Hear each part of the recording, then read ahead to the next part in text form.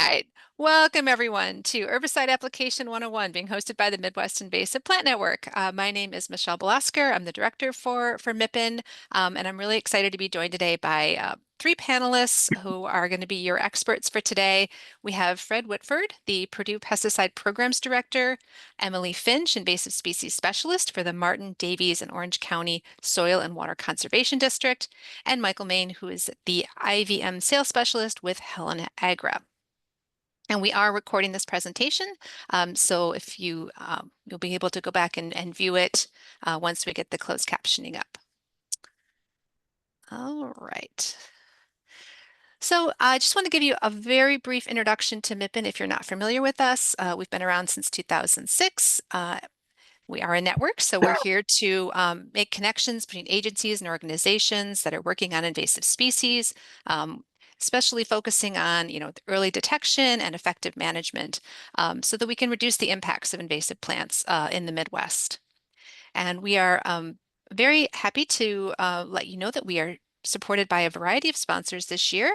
Our 2024 sponsors include the Invasive Species Center in Ontario, Woody Warehouse Nursery, Mark Holman Inc., Landscape Architects and Contractors, and the State of Indiana Cooperative Invasives Management, all of which are based in Indiana, as well as Helena Agra. And I want to give a special shout out to Helena Agra, who's one of today's webinar sponsors. They offer solutions to the industrial, vegetative, and forestry industry. They work alongside vegetation managers to help them achieve the best results, especially with managing right-of-ways, roadsides, and other sites that require control. So you can learn more about them at helenaagra.com. And we have another sponsor today, SICM, State of Indiana Cooperative Invasives Management. They work to restore, protect, enhance Indiana's landscapes by coordinating efforts around identification, prevention, and the control of invasive species. In recent years, they've been really active working with the USDA NRCS to form SISMAs throughout of Indiana through the Indiana Invasives Initiative. So you can learn more about them at sicm.info. And back quickly to MIPN, I just want to highlight a few resources, and we're going to talk about some of these today that are available at MIPN.org. We maintain an invasive plant list for this entire region that you see on the map here. So we have 9 states as well as the province of Ontario. So if you want to know what's listed in each of those states and provinces, what's regulated, we have that information available. We also maintain the Woody Invasives of the Great Lakes Collaborative, which is an incredible resource for all things woody invasives, with a lot of information on 28 regulated species in the Great Lakes region. We have a control database, so you can do a customizable search on control methods, manual and chemical, for about, I think it's 48 different plants. And then I know we have a lot of people joining us today who are affiliated with a SISMA or CWMA. SISMA stands for Cooperative Invasive Species Management Area. So just so you know, we do have resources for you to help you do your work. And if you're looking for a management area to support you with maybe your own personal property issues, answer questions, sometimes SISMAs have resources to even help with management. You can find a SISMA in your area at our website. Okay, just a couple more slides from me. I want to make sure that everyone's aware we do have these very cool, very new herbicide cards that are available, again, at MIPN.org. They were created by the Davies Du Bois Martin Invasive Plant Partnership with funding from Clean Water Indiana. And these are really wonderful summaries of 3 different herbicide application methods: cut stump, basal bark, and hack and squirt. And then on the flip side of each of these cards is kind of an introduction to integrated pest management, and we'll talk more about that today as well. And then before we dive into our conversation, we just feel like we want to make sure we impress upon everybody that the label is the law. So when you're using herbicides, just be very aware that it is a violation of federal law to use any herbicide product in a manner that's inconsistent with its labeling. So if you need more information about that, you can go, there's a link, EPA.gov, excuse me, where you can learn more about that. So I am going to stop sharing and we're going to hear from each of our panelists and just kind of get this conversation started. All right. So, Fred Whitford, why don't you get us started today? I will be glad to do that. So again, thanks for the invitation. And I understand that we have all kinds of people on here, some that are professionals that's been in the business a long time, and some that are newbies and they have property that they want to manage. And so I guess from a real general point for me is that these are invasive weeds, and there's a reason we have all these committees and associations, and we have all these are tough animals, animals and quotes. These are brush. These are the hardest things to control. And from my vantage point, as I work in this area, these invasive weeds destroy environments. You're talking about brush and weeds that completely take over a natural area with nothing to offer back. And so because it's such a challenge, I think there's about six things as we go through here, and all this will be in the recorded video. You need to set your goals. You just don't go out and buy a pickup truck and say, That's the one I want." You generally have things that you want to think about in a truck: the bed, the engine, four-wheel drive, and so you look to buy those kind of things. And so I think here you need the goals. What are you trying to protect? Are you looking for wildlife? Are you looking for native flowers? Are you looking to protect your trees that you've got planted? I mean, it's a whole host of things. You need to know what your goals are, so when you're done doing your work, you'll know whether or not you accomplished what you wanted. Number two was you need people resources. And I don't care if you're a professional with 30 years experience, you can always use the help from other people. So because, and if you're new, again, it's the same thing. You've already had a couple already mentioned. You got some websites. More importantly, you got soil and water. You've got these different associations that have meetings. You go there and you learn about your specific things that you're worried about. You have consultants. You have somebody like Mike who works for Elena. We have these kinds of people that can help us to better define how am I going to achieve my goal when it comes to controlling these invasive brush and weeds. And if you know the ID, and Emily's going to talk about that, without knowing the ID, it's just a losing proposition. I mean, if you don't know the ID, then you've locked up a lot. You can't open doors with options. And that's what we want here because my options are based on my goals. And so you want to make sure you got the ID. Number four to me is think small. Most of you will think large. Well, I've got 20, 30, 40 acres, whatever you got. And Mike, you probably have seen this over and over. I'm going to do the whole thing. Well, I would tell you, if you're in this and you're just starting, I'm going to think small. I'm going to work a small chunk of land. I'm going to apply what I think needs to be done. And then I'm going to see at the end of the year, or more importantly, at the beginning of next year, how things have shaped up. Absolutely, Fred. Definitely agree. You always want to start small because if you treat, herbicides are not cheap. They can be pretty expensive, and you don't want to start with a large area and then end up spending a lot of time and money that on a project that might not work Uh, because yeah, and that's experience there speaking. And then I want you. My number fifth goal is to think differently. Don't think of glyphosate. Everybody thinks of, oh, glyphosate will do it.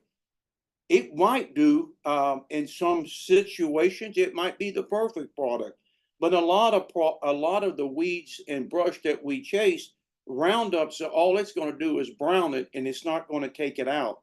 When we deal with brush, we want to remove it. We don't want it to keep coming back. And you see that specifically in the people that work on the power lines sides of the road. And then my last one, that if you're not willing to do the work, don't get in it.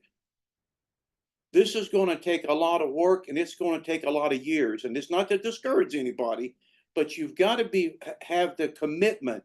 and one set of applications, one set of other alternative options that we do, it's going to take more than 1 year, and you're really going to have to stay after it. And if you're not, don't have the commitment to stay after the job, then maybe you should spend your money on a consultant. That's what they get paid to do, is to stay after the problem until it's resolved. And so I think those are my key points. Set your goals. Know you have people. You'll need people resources to help. Make sure it's ID'd properly. Think small. Think differently, and then you're going to realize you're going to put a lot of work into it. So I think that's about my 5 minutes, Michelle. So let me stop there and turn it over, I believe, to Emily? All right, picking up where Fred left off, we only have so much time to get a lot of information in on this webinar. He mentioned the importance of identification, and it sounds obvious that you want to know what you have before you look at how to control it. And there's a lot of resources out there for identification. So a lot of folks first find out or think they have an invasive, maybe using an ID app, or maybe they see something shared on Facebook or online. And that's great as kind of an introduction, but you really want to confirm what you have. And pretty much wherever you are in the Midwest, I guarantee we can find someone to come out to your property for free and identify what you have. So we have a lot of SISMAs, and the MIPIN website has the contact information for that. If you notice something out of date, let us know. Michelle will be happy to update it.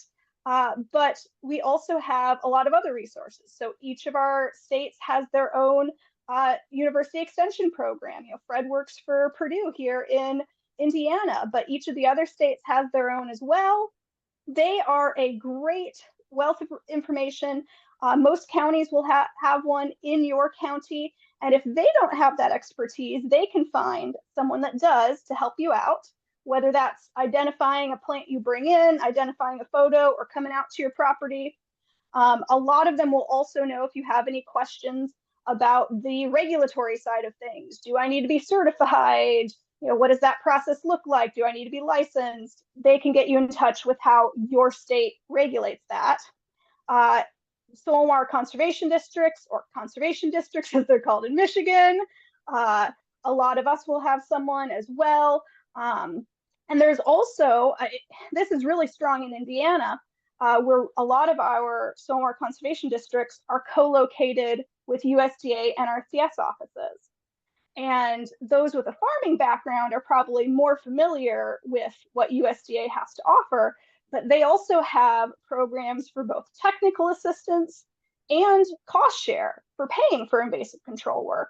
And that's a federal agency. They are going to be in every one of our states that we cover here in the US at least.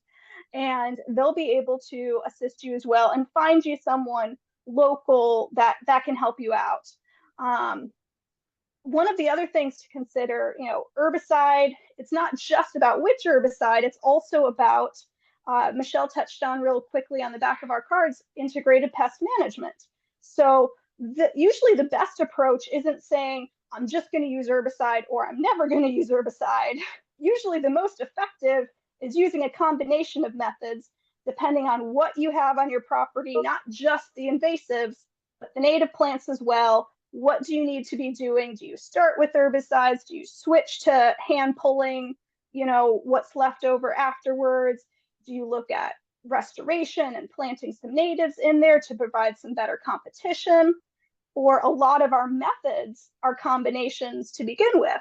Cut stump is, a method where you have a physical control of cutting, and then you add herbicide into it to be more effective by putting that herbicide on the cut stump, going into the root system to prevent resprouting later.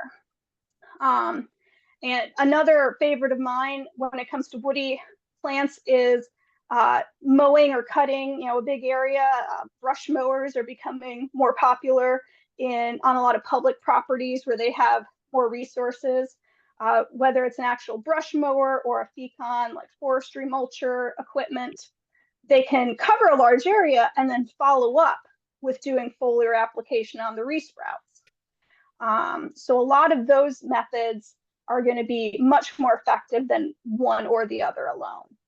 And lastly, before I turn it over to Mike, something that's probably obvious to the professionals in the group, but maybe not as much for some of the homeowners or landowners just starting out, is once you start doing this, document what you're doing somehow.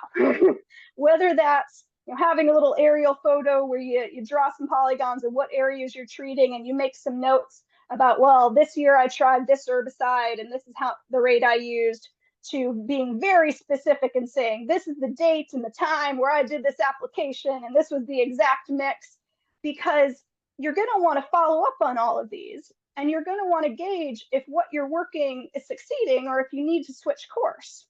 And whenever someone posts online or reaches out to me and says, oh, I tried this and it didn't work, I have a whole list of questions to ask them before gauging whether it was the herbicide they bought or whether it was something else that caused it to mess up. If you're applying herbicide to drought stressed plants, or if you're applying basil bark and it's 90 degrees outside, those can both interfere with having an effective herbicide application. Drought stressed plants are not going to take up the herbicide very well. Basil bark, we note on our new card here, not to apply it during hot temperatures because it can volatilize in those hot temperatures, which means it's both leaving the target that you want to kill and that herbicide gas is hitting something else that you don't want to kill. So that's almost a double whammy for a failure there.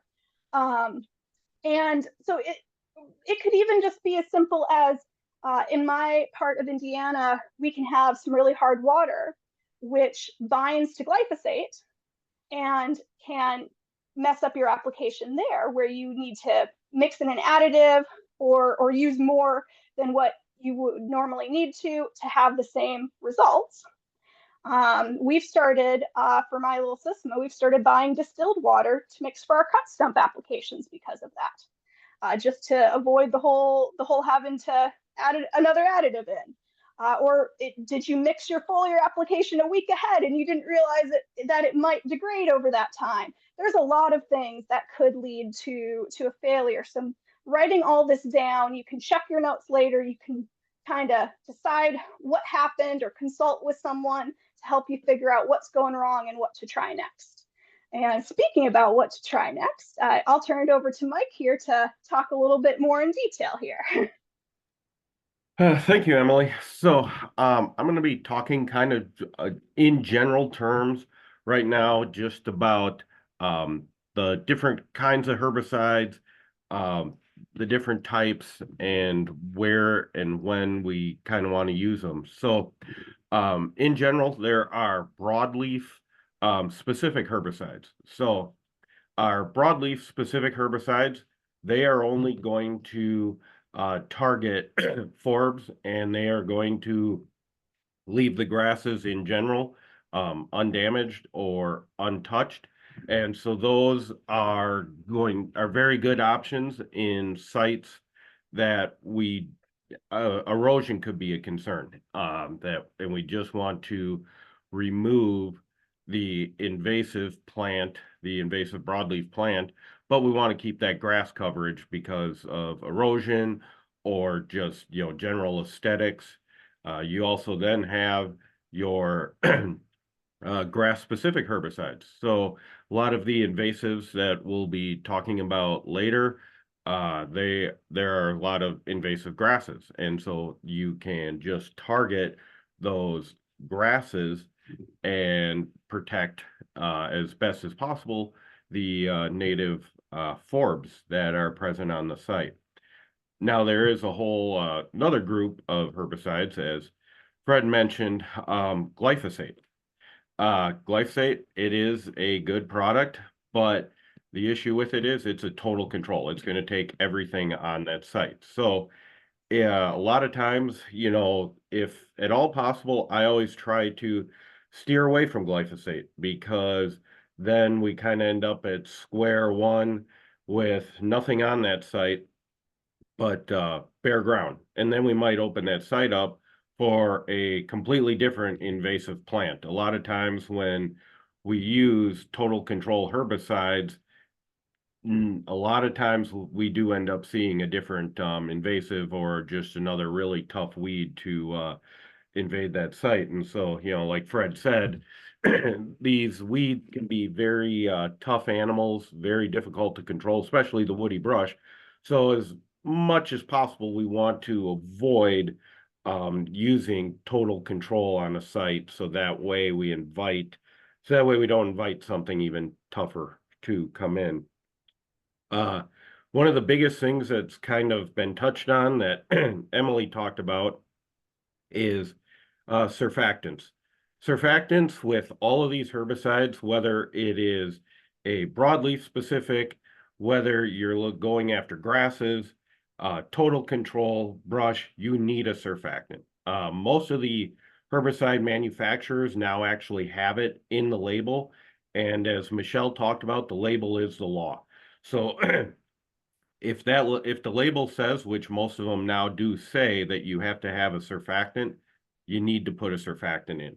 That surfactant is going to allow that herbicide solution to get into the plant tissue and then move throughout the plant and get into the roots, so that way we can get total kill. Biggest enemy for any of our herbicides is going to be sunlight, UV degradation, and then soil microbes kind of break it down in the soil. So the quicker we can get that solution into the plant, the less UV light can get onto our herbicide solution. Also, herbicides, all herbicides in general prefer kind of softer water. So Emily mentioned hard water with glyphosate, you will have some issues with your glyphosate application. So hard water binds that glyphosate, you could reduce your effective rate by as much as 50–60% if you don't have a water conditioner in there. So knowing your water quality is very important with all these herbicides. So yeah, that's kind of what I was asked to talk about, and now I'll pass it over to Michelle. Great. I think that's a really solid introduction. I appreciate everybody. And then I think, Fred, we had some questions just about kind of interpreting herbicide labels. So could you kind of pick up from where Mike left off, and maybe just what are some key pieces of information that people maybe new to application should be looking for? Yeah, actually, it's even the old timers. And the reason I say that is we always say that labels the law, yeah, whatever.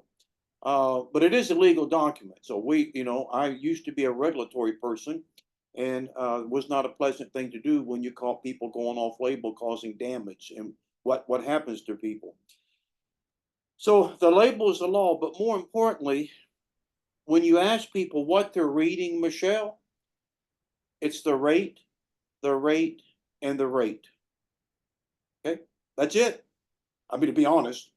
So our goal here, these are environmentally sensitive areas that are being destroyed by invasive, and we're trying to reclaim the land. And so that this label that's developed, Michelle, currently costs about $500 million. And it's going to take Helena, which Mike represents, or any of the other companies, about 10 years to develop, to do all the research on wildlife, fish, bees. Nothing else is studied like this on the environmental side and the human side. Medications, because medications may be one on part, but when it comes to the environment, nothing is studied like these things are. Nothing. And so that a company like Helena, 10 years, $500 million invested, and they hope to obviously get a return, and they want that product to stay on the market so they can get their cost back and make a profit. So to answer your specific question, there's things on the application side beyond rate, and that is timing. You can spray herbicides any time of the year you want to and brown up brush. But what I've noticed in brush control, Mike, is, and I'll make some general statements and from where I'm at here, but at timing, lots of times we like to do things in the fall so that the brush can pick it up and take it into the plant. Take it and then take it down into the roots to get full control. I'm not sure, it's not always the case, But I can also use that same herbicide earlier, brown it out, and then come spring, it's all back. I accomplished nothing. It made me feel good. Oh, it's all brown, but you didn't kill it. And the goal is to remove it. So one is to look for timing, and I'll repeat the adjuvant. Some of these products have got to require it to move inside of the plant for it to work. And I've got plenty of examples where I need that drop to spread on the leaf. Maybe it asks for an oil to penetrate the leaf.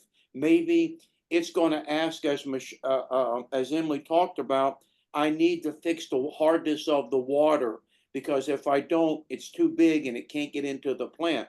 So if it says adjuvant on it, you better put whatever, a surface, oil, fix the water, because if you don't, you are not going to get control with these products at the level that we expect. Then that's all the application side, and that seems to be what most people are interested in. But the manufacturer has no choice in terms of safety equipment.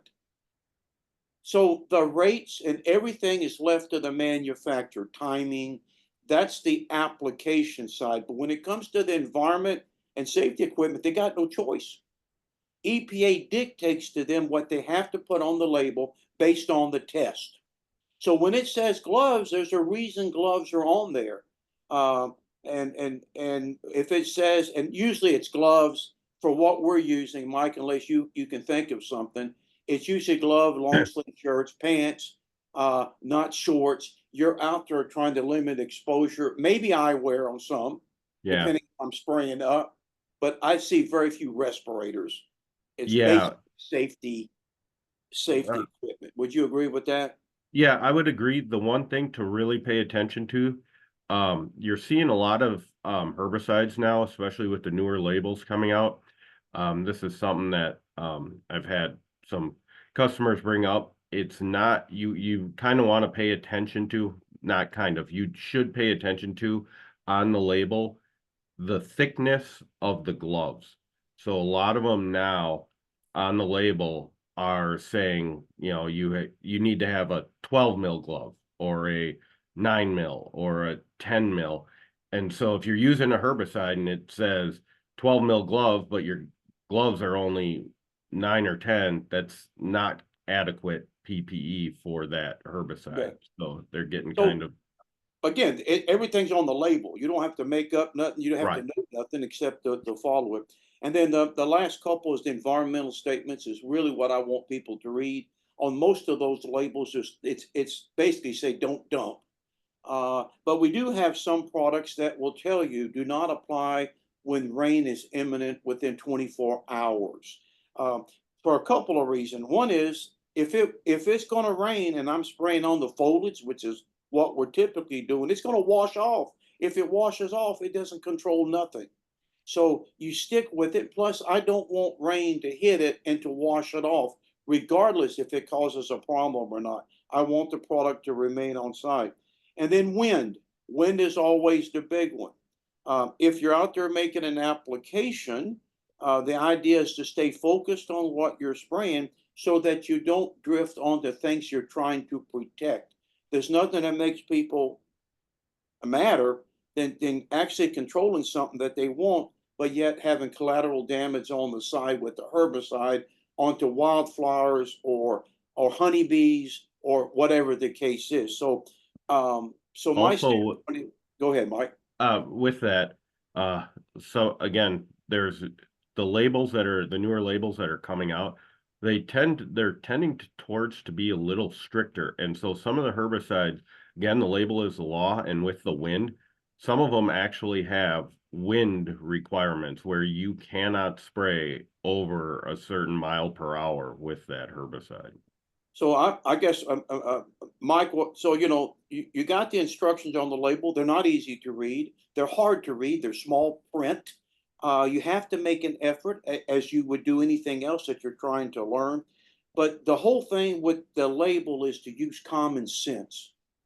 I don't need the label to tell me not to spray, even if it's a spray that I'm right next to wildflowers that's got honeybees or got pollinators, I should say. I don't need a label to tell me something. I just know I shouldn't be out there spraying. So if we can just use some common sense, we'll fit all of these label requirements, take care of ourselves and the environment by getting rid of what you need to get rid of, yet protecting the things that we want to protect. So I don't know if that's, Michelle, any questions off of that? It's in your hands, right? That label's in your hands for you to follow. It's not for me to follow. You do whatever you want to do, but from your standpoint, we want to follow this beyond the rates. Yeah, that was really helpful. And actually that touched on a few of the questions. And I want to just take a minute and just thank everybody for sending us questions in advance. And we've sort of consolidated those questions, and we're kind of going through now and addressing as many as we can. And then if anyone has questions that are popping up or you didn't get a chance to submit, put them in the chat and we'll see what we can get to today. But yeah, that addressed some questions about reading the label, how reading the label is part of how we make sure we protect sensitive ecosystems or just the environment in general, and the importance of making sure you use the appropriate personal protective equipment, like you said, gloves and the right clothing and all of those things. So I think we touched on a lot with that, which is great. We did have a And question about, oh, go ahead, Emily. I was going to say one item in case everyone listens to that and still isn't convinced to read the label. One thing I learned that I did not know in my early days of doing invasive control. A lot of us think that the aquatic formulated herbicides are safer to use. And then I watched a webinar several years back where I learned that Garlon 3A, the amine formulation of triclopyr, which is aquatic safe, has a higher, I think it has a warning label instead of a caution ranking on its label. It is a higher risk to human safety because it comes with a severe risk to eye injury if you get it in your eyes. And there are pictures online of what this eye damage looks like. Yeah, And it's it a is, danger label, actually. Garlon 3A is it a danger? Okay, it's the because highest. of the All right. irreversible eye damage, and then Vaseline, the new formulation, is warning. But yeah, so you are correct, Emily. Yeah, Garlon 3A, you have to be extremely careful. It So doesn't have Michelle, the that danger. that is and I should have thought of that earlier. Do not assume because I say glyphosate that we have glyphosate that we put into ponds, into waterways to control invasive weeds, and I have glyphosate that goes on the corn, where they're all the same. It's glyphosate. Well, you price out the glyphosate to do invasive control in ponds, you're going to drop your jaw. You won't believe the price. So what you do is you use the cheaper glyphosate that we put on crops. Well, do that and you might not worry about your invasive weeds, but all your fish may be dead. What we apply on the ground has been tested differently than what we apply into water. And so your whole point is make sure on the label that the site of application that it's been tested. So if it's forestry, trees, water, you got to find it's usually right up under the front of the label lots of times, pastures, whatever the case is, you got to make sure that that site is on, and don't assume I can switch these products out because you'll make some horrible mistakes. Yeah, so the big one you want to look for is non-crop. And if you are doing non-crop, usually is kind of what covers a lot of ours. I had an applicator that unfortunately before they started working with me, they actually went to a local supplier. To Fred's point, they just got a product that was labeled for corn. It was not labeled for non-crop. And they ended up receiving around a $4,000 fine from the Colorado Department of Agriculture for using a product off label. It was the exact same active ingredient, but it was not labeled for non-crop. Yeah, so it's not always the chemical too. So in aquatic systems, it can be the surfactant that's added. Yeah. There's other additives, other things that go into those formulations. So very, very important to note. The other thing I'll throw out there too, and since we talked about sites, is, and this happens a lot with invasives, with newer invasives that haven't been here a long time, and we're throwing out, we'll use this herbicide on it. Your invasive might not be listed as a weed on the label. Most of them probably won't. But if you find that the site is listed That is really what you want. You want to make sure that nothing on there says you can't use it where you want to use it, is the most Great important. point, And if you have Emily. if you have questions, reach out to the manufacturer, reach out to your extension agency to have them clarify before using it.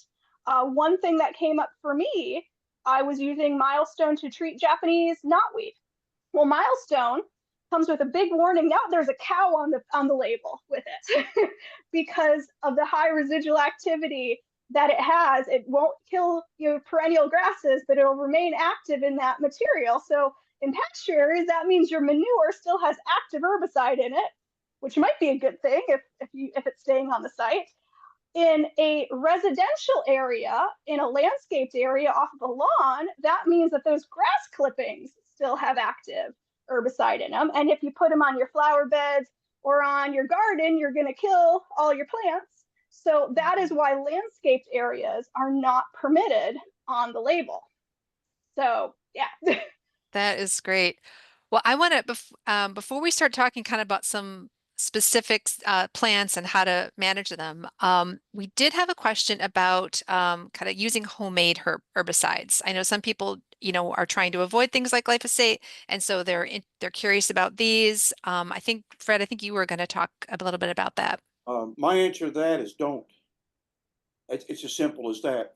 And it's not that I'm organic. You can buy organic products. Go to the store and buy organic products. That's all. And that's fine because it comes with the label. It comes with uses. It comes with rates. It comes with the company's backing, on and on. When you attempt to do things because your grandma, as mine did, or your grandpa has things that's really cool to mix, and it does control things, you don't know about the rates, timing, everything is now off. And in fact, my best example, most of the people listening would know about vinegar being used. All right, you apply vinegar and you make that application and it kills. Oh, that's great. But as Mike was saying, vinegar is like glyphosate. It kills everything. It spares nothing. So you have people in their yards will use vinegar to be organic, and it's an acid. It's like battery acid, and you kill everything. There's no testing behind it. So in my perspective, I never recommend any homemade remedy unless I can go to the store and buy it with specific directions. And so to me, that's one of the key. And then the other one is because we're dealing with brush, you need a certain rate of active material. Most of the vinegar, for instance, to use that as an analogy, they're using vinegar off the store shelves. I want something that's 3, 4, or 4 times more acidic. And so it's to me, I guess I'll just make it real quick. Do not use home remedies.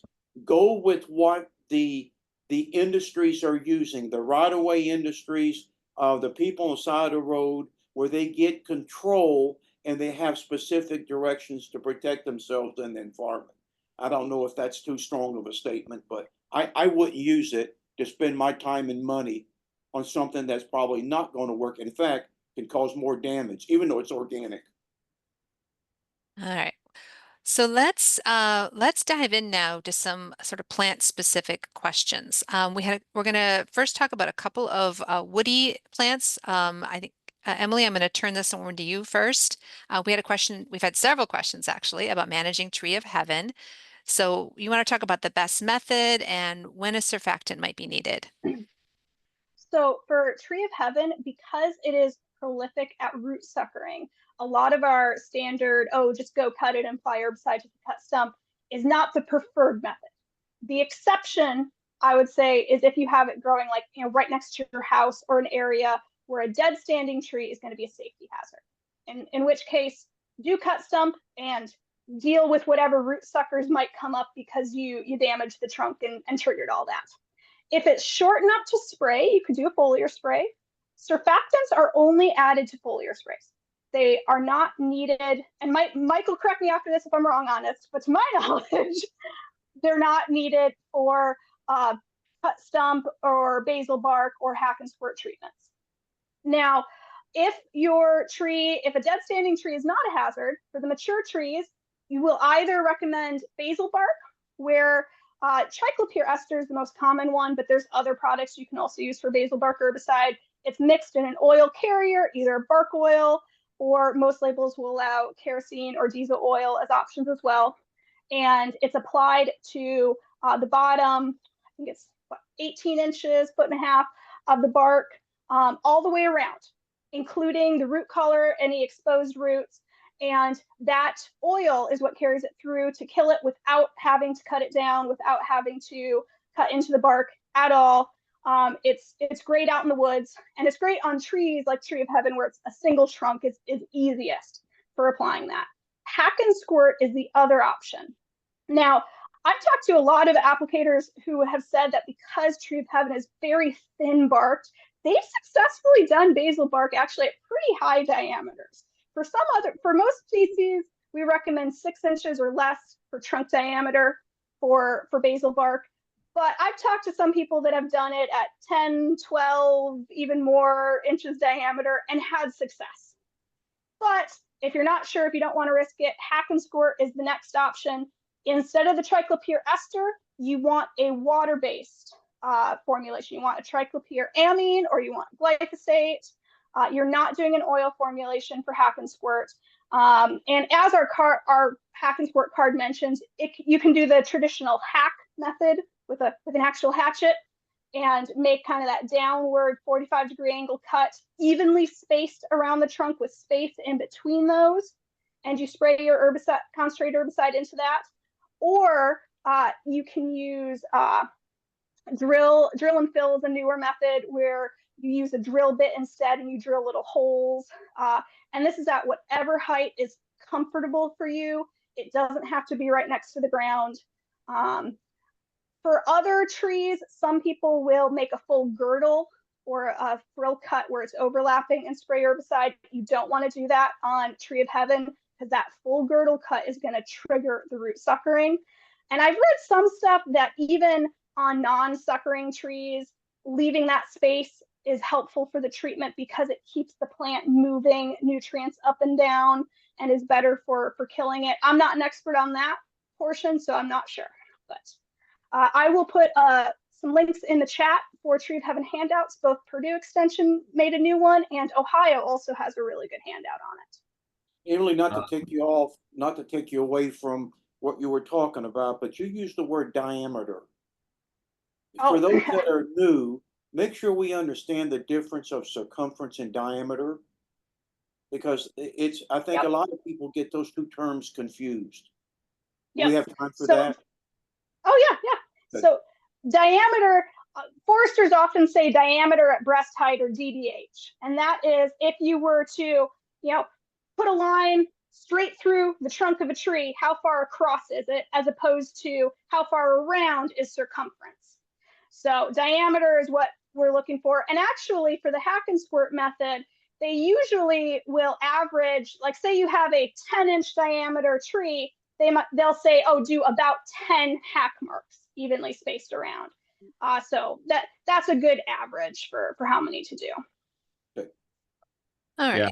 I was just going to follow up, Emily. Yeah, with cut stump, I always recommend using some kind of oil carrier, unless you're in an aquatic site where, obviously you would not be able to use an oil carrier. It just helps so much more. Again, it's like a surfactant. It's just going to help get that herbicide into that stump.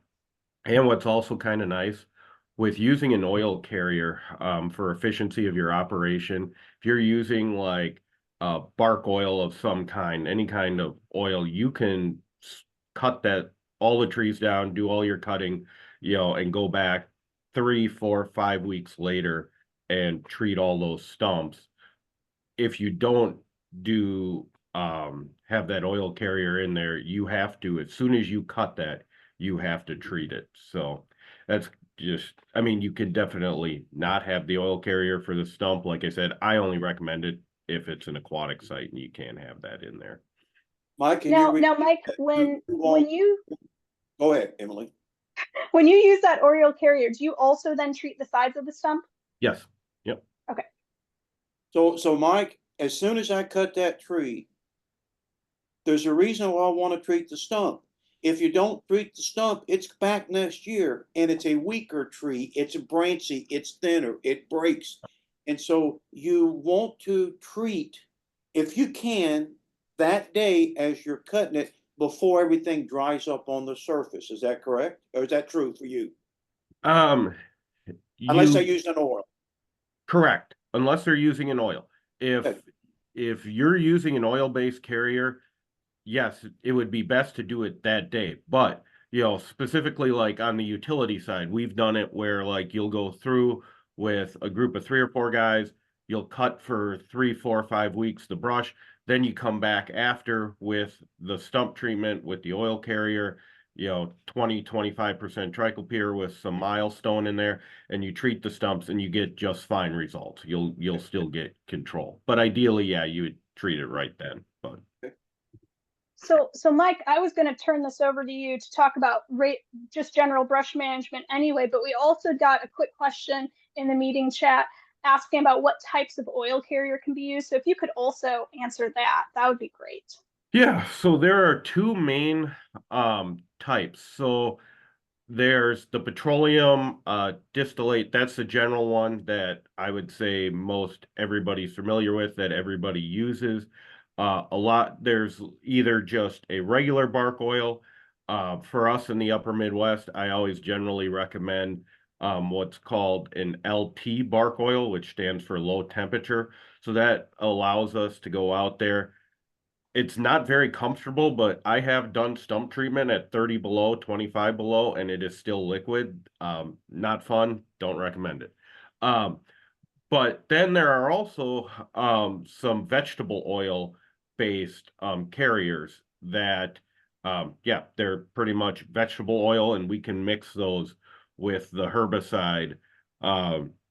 So in those cut, stump, or surface treatments where you were kind of talking, where we kind of talked about like an aquatic site, you could kind of use that vegetable oil carrier to mix with your Vaseline or another amine triclopyr and treat the stump. So really that's kind of the big limiting factor with the natural or kind of vegetable oil based basil is once you start getting into 40 degrees and cooler, below 32, it'll freeze up. Like once you start getting into 40, it gets really, really thick. So yeah, those are kind of the 3 main types, I would say. I'd like to jump in here because since we're talking about temperature, we had a couple of questions that are sort of related. So one is one came from the chat, but we have another one that was pre-submitted. So the first question is, do you have to worry about temperatures when you're doing cut and treat? And then also we had a question about the best herbicide when you're applying in summer, because there were some couple of people who said that they had heard glyphosate was not as effective in summer and wanted to know more about that. So so the cuts treatment, you have to worry about temperature, and then other things to think about when you're applying in the summer in terms of safety and effectiveness. I think that's what we want to talk about. Yeah, I mean, I would say in general, so you have 2 main types of herbicide formulations. You have your esters, which are your oil-based formulations. You have your amines, which are your water-based formulations.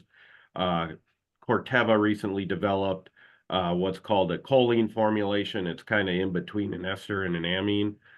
In general, the esters are the ones that you really need to be careful of because the oil-based, man, I would say anything 80 degrees warmer, sunny day, I'd be very, very careful with the ester formulations, and I would be looking at using amine formulations. Now, I know people do treat stumps year round. I've never heard of an issue treating a stump like with an ester formulation triclopyr with a bark oil. I've never ran into that. It might be something to consider. I mean, like if it's, 90 degrees, really humid, I don't know if I'd be careful with it. I would. but I have not encountered that in my experience. I don't know, Fred or Emily, if you guys. I agree with what you said. Somebody's gonna say, well, how do I know? I'm not a chemist. How do I know all this? Well, and I'll ask you on your formulations. A lot of them will tell you amine or ester is part of the name, part of Yep. the brand name, right? And so if you're telling me to be real careful, and maybe go with an amine and sometimes or an ester and others, that's the recommendations you get, then it's going to be on that brand name. You have one in mind that comes to mind that has it, where you could give me the brand name. Well, like, so a lot of your 2,4-Ds, it'll say like 2,4-D ester, but like on the label, almost every time, if you look at the active ingredient for a product, at the end of it, at the end of like the really complicated chemical name, it will say ester, or, you know, if it doesn't say ester, it's probably, it should be an amine. Okay. Okay, so this hour is going by really quickly. So I want to turn this back to Mike for a minute. So we had some plant-specific questions about what's the best herbicide for some different plants. One of them I'm going to just quickly touch on was Ficaria verna, which is lesser celandine or fig buttercup. And I wanted to say MIPN did a webinar last year that you can find, same place you registered for this one. You can find that, and it goes into specifics about how you can effectively manage that plant.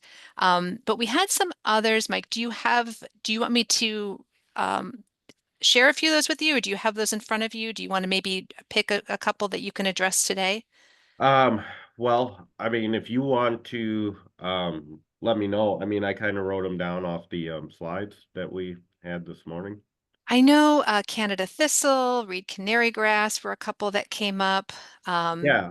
So Canada thistle, uh, aminopyrrolid, Milestone is a good product to use for that. Anywhere from 6 to 7 ounces. And then TerraView, that is a new product from Corteva that has a lot of really good success. That has that aminopyrrolid active, and then the new molecule Rinskor.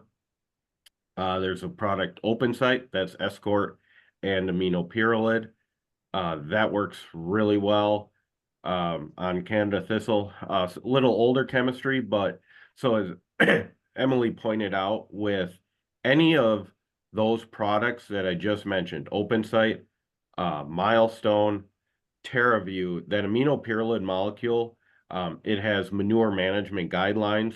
So that molecule will stay pretty active in the grasses. And you do have to be concerned with if you get a heavy rain after an application with that. So there is another product called Transline. The active on that is clopyrrolid. Has the same manure management guidelines, but it's not quite as potent or as strong. It'll still control the Canada thistle just as well as the Milestone, but it doesn't really bring any other benefits in terms of, it doesn't really have a lot of woody activity.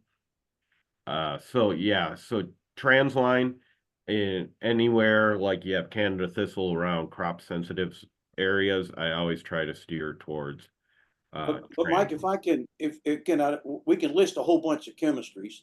right. In your particular case, these chemistries will fail if I don't read the label and get them when they're small, right? The bigger the weed, the bigger the brush, the harder the kill.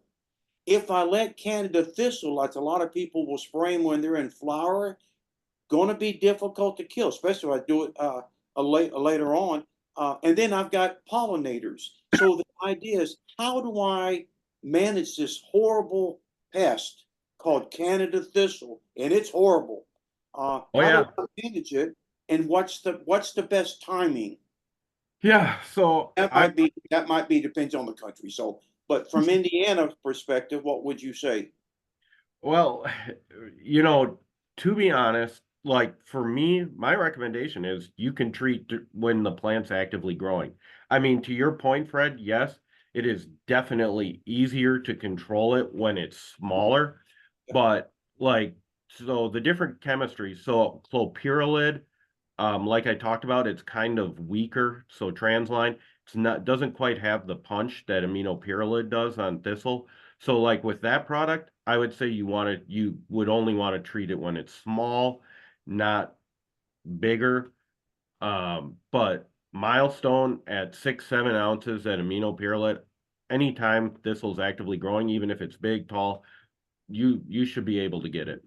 And that's my whole point is all of these recommendations come with conditions, size, timing, year, and what's my goals.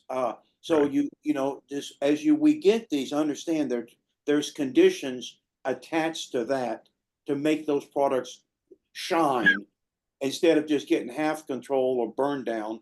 There's Yeah. certain things that come with it. I didn't mean to interrupt your No. but And to your point, Fred, with that, if like a lot of the products that I always try to recommend always have more than one product. So ideally, if you're targeting Canada thistle, and it's kind of a nice thing with like the chemical manufacturers, a lot of times they're pairing stuff together and you're getting an extra product in there at usually not much more cost. So for example, like with Canada thistle, the more stuff we can throw at these tougher plants, the more likely we are to control it. So if I am looking to control Canada thistle, I'm going to go for one of the combos most of the time instead of just Milestone. I'm looking at like an open site where you have some Escort with the Milestone, a TerraView where you have Rinskor with the aminopyralid. Anytime we can throw multiple things at these plants, you just get, it helps. yeah. All right. So we're really running up against the clock again. So I'm going to jump in again and I'm going to go back and share my screen because we have some links prepared that we want to share with you. So if we didn't touch on a plant that you're interested in, we've got some places where you can find that information. While I'm doing that, I think there's two things I want to leave us with today. I'd like us to talk a little bit about proper cleaning, storage, and disposal quickly as we can. I know that's kind of a lot. And then I want to leave us off with, we did have some people reach out and said, well, how do you talk to maybe your neighbors or landowners who are, you know, who aren't in favor of using pesticides for invasive control? How do you kind of have that conversation about what you're doing and why? So let's talk about the chemical safety, and then we can talk about communication. From my perspective, the key thing in storage is freezing. Oh, I'm sorry, you're gonna bring this back up again? I'm just going to have the, if someone can let me know that they're seeing it okay, just I have saw the labels some links here for us to look at while Okay. we're finishing our conversation. Okay, so very quickly, from my perspective, is some of these products under the storage section will tell you not to freeze. And so that's a key. So we always say buy what you need because the last thing we need is this stuff to be stored at home or in an unheated barn. So buy what you need for the year. And I'll always like to put a year date on it. So when I buy a product from Mike and Elena, 2025, because there's a reason for that, and it has to do with how long these things could last over time. So I'm always shooting for 3 years. That's what Helena has got to show EPA at a minimal, and I want to use up my products. So if they sit on the shelf for very long, I'd like to use them up. So, but mainly keep them from freezing. And on a disposal is don't dump. When you're done with the product, whether you're using a backpack or you're using a hack and squirt, just to pour it out of a jug or pour it on the ground, that sort of defeats the whole purpose of what we're doing. So don't dump it, but don't store it because a lot of these products are going to break down in the waters that we're using. The water kills the chemistry. So what I like to do is if you got a little bit left over, go back over what you sprayed already because you'll help get some more coverage and so that you don't have storage issues and stuff breaking down. And then lastly, Mike or Emily, I don't want to be using equipment with these chemicals and also be using that equipment back in my yard or at my business and other places, because most people don't do a very good job cleaning out their equipment. I work with farmers, and that's imperative, because if they don't, then they're going to damage their crops that they're spraying. So I like to keep that equipment separate, or really spend some time cleaning that equipment and using a tank cleaner to break that equipment down. So I'll turn it over to either one of you to see if you have anything real quick to add to that, or whatever. Say, I was going to let Mike pipe in if he had anything else on that. No, I think you kind of covered it. I mean, the biggest thing would be if you have a little bit of herbicide left over and you go to retreat a site, you just got to make sure you don't end up going over the label rate and end up putting down more product than you can. Because a lot of the herbicides will say you can only put down so many pounds or so many ounces in a growing season. So you just want to be aware of that if you're going to use it up. That's a good reminder. Emily, you work with a lot of landowners. Do you want to maybe touch on that last point?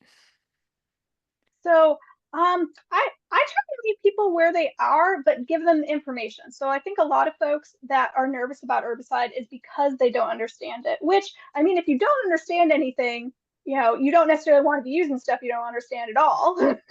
So on one hand, that's not a bad thing.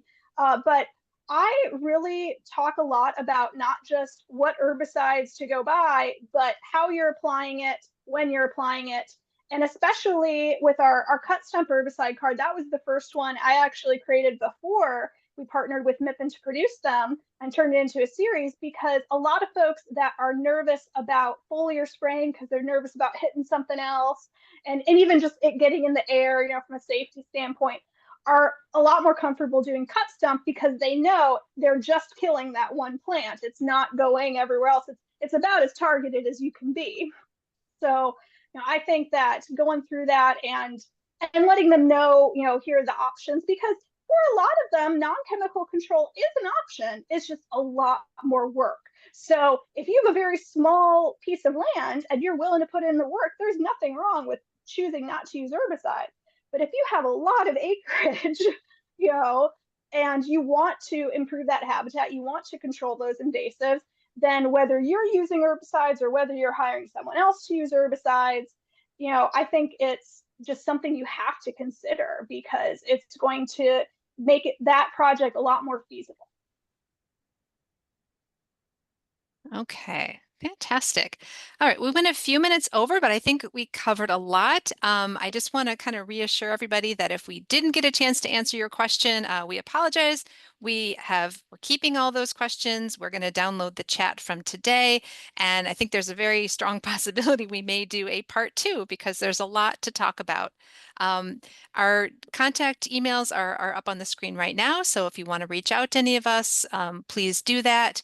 And then this was recorded, so we will get the closed captioning done, and it usually takes about a month to turn that around. So you can look for this webinar to be available sometime probably into September. Any final thoughts? I would encourage folks to consider signing up for, we had on the link on the other slide, UMISC, or our new Ohio River Valley Invasive Species Conference that's going to be next year in 2025. A lot of my little tidbits and things that I learned here and there come from sitting in on those presentations. And for UMISC, there is also a virtual attendee option, which is what I'm going to take advantage of this year. So it's a lot more cost effective. You don't have to travel up to Duluth in November, although those of us attending virtually don't get to learn how to curl. So I'm a little sad about that. Yeah. Love that.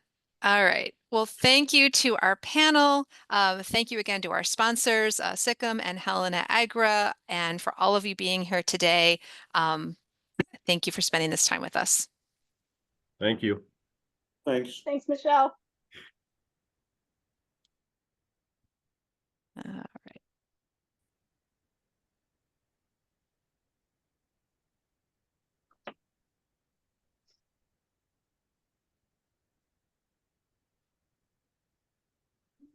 Okay, I'm trying to, Emily, I'm trying to remember where you download the chat here. You go up to the more three little dots on the upper right. I think we needed 3 hours or two.